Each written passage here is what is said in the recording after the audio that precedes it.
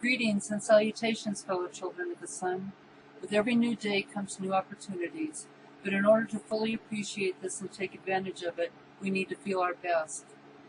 The daily practice of a simple yoga exercise, the Sun Salutation, can benefit us by stretching every muscle of our body while activating our minds by aerating our bodies through a smooth transition of movements that takes only a few minutes a day.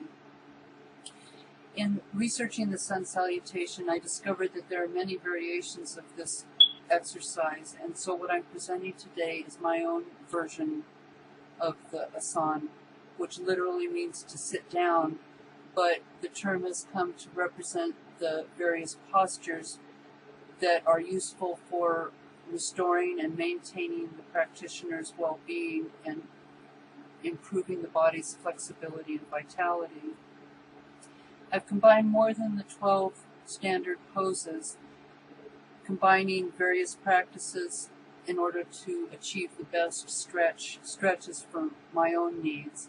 And I find that my particular approach is beneficial for me as far as enhancing my flexibility and providing pain-free benefit.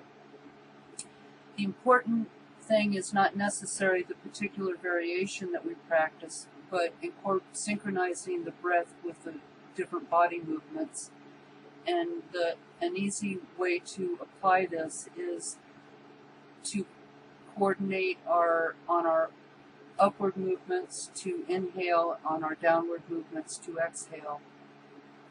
An additional advantage is inhaling through our nose, which increases our prana, which in Sanskrit means our life force.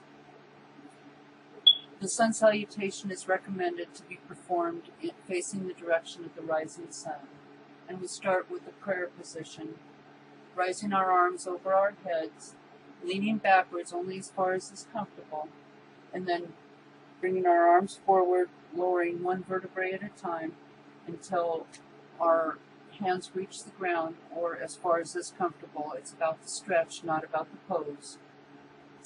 Then we lunge our right foot backwards, arching our back, extending our neck, looking upward, and then bringing our left foot back.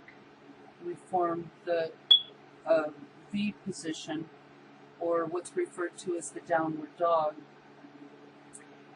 We drop down to our knee, raising our tailbone into the air, arching our back and sweeping our chest and our chin across the ground, pushing upward, extending our spine, stretching our neck, and looking upward again in what's called the cobra. Then we push ourselves upward, keeping our body straight to form what's called the plank. We then drop down to our knees, sitting on our feet, put our head to the ground with our arms overhead, providing us a good lower back stretch, and then raising our tailbone to the air